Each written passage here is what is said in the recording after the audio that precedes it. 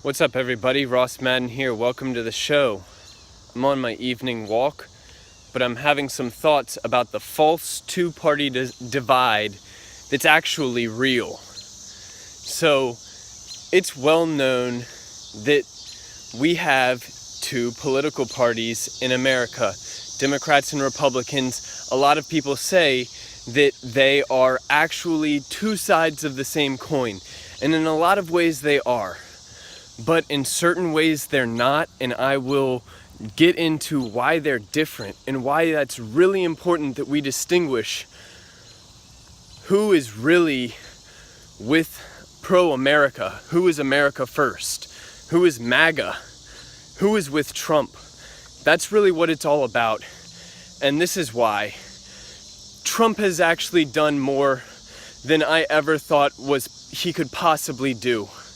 When I campaigned for him back in 2016, I was putting my last hope on Donald Trump. If Donald Trump didn't win, politics was screwed. I just would not know how to fix the system. And I knew that our system was very corrupt. I knew that Congress was very corrupt. And I knew that our DOJ and the FBI and the whole judicial system was clogged up. It was a swamp. Just like Donald was saying. He was saying all the right things. The question was he going to do the right things? And he gets into office and boom, we're out of TPP. And I'm shocked. Just like that, done.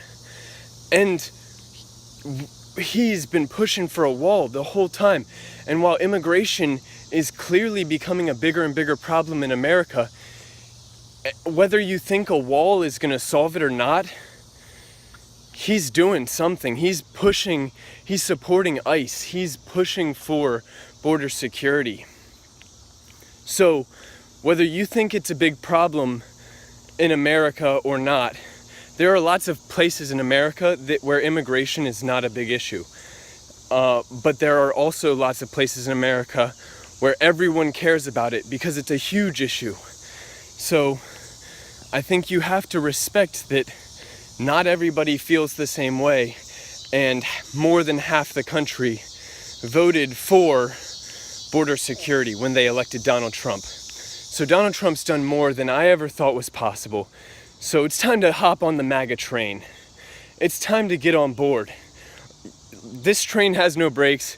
We're not stopping. Trump 2020, the campaign's already started. I don't have my bumper sticker with me, but go to the bumper sticker store at exposethedeepstate.com and pick up your Trump 2020 Keep America Great bumper stickers. Start the campaign, guys. Pick up a bunch, spread them all over the country. Spread them far and wide. Spread them all over the world. Make the world great, guys. And then keep it great. Let's go, Trump. So it's time to hop on board. And now, the divide. We've got a divide in our country between MAGA and non-MAGA. And there is a lot of people on the Republican side that are non-MAGA. I'm thinking John McCain, somebody who is going to vote to keep Obamacare. That's not MAGA. That's not. I'll tell you what else isn't MAGA. Going to war in all over the Middle East. That's simply not MAGA. That's simply not why we elected Donald Trump. We elected him to bring the troops home like he was talking about. End the war in Syria like he promised. That's a campaign promise that is actually kind of coming true. We are losing the war in Syria, and it's the best thing because we were on the wrong side. We were supporting ISIS. We funded ISIS. John McCain went and met with the founder, the leader of ISIS, Abu Bakr al-Baghdadi. He met with him in 2013 and then came back to Congress and said, hey, we got to fund these rebels. They're good guys, I promise. I did a whole presentation on it. You can check it out on my channel. We are divided, and each party is divided. The conservatives and the liberals both have a subset that is pro-war.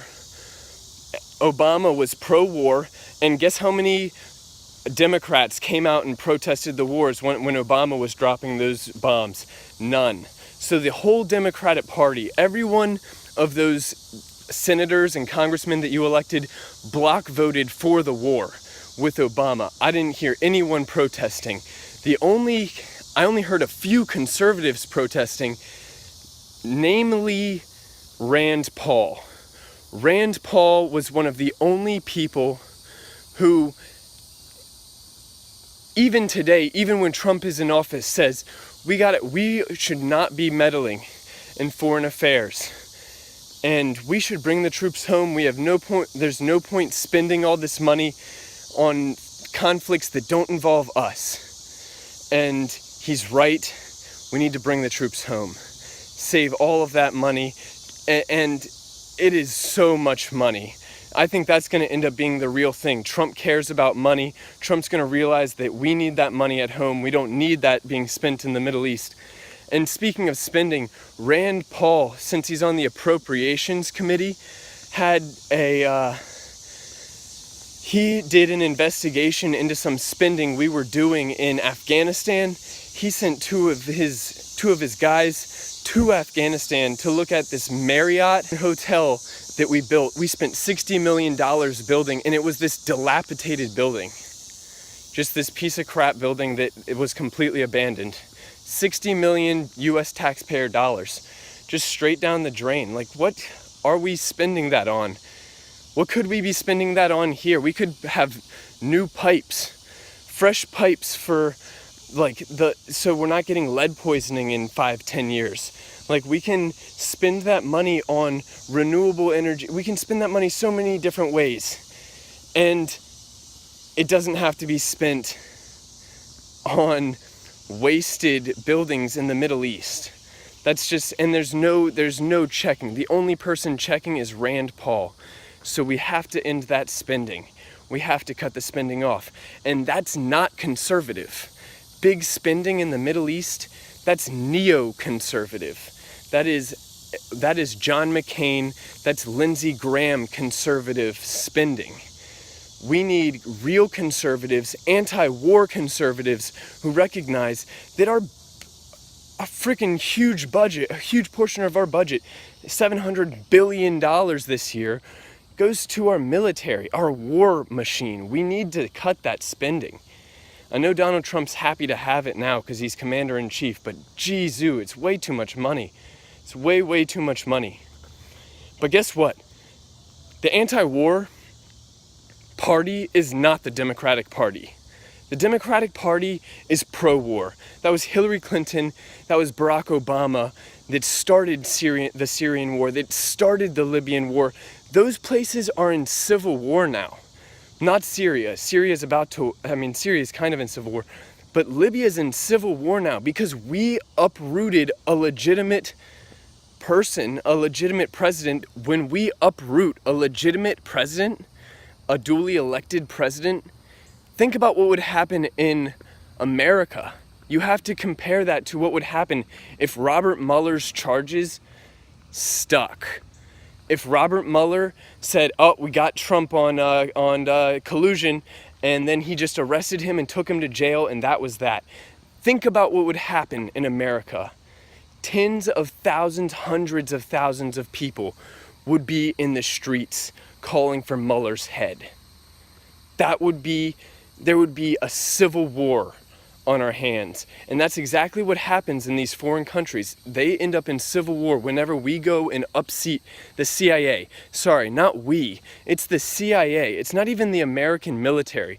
It's our covert intelligence groups run by people like John Brennan and James Clapper and these deep state fools that think they can run the world better than the people who just voted in these people. Sorry, you have to respect the duly elected president.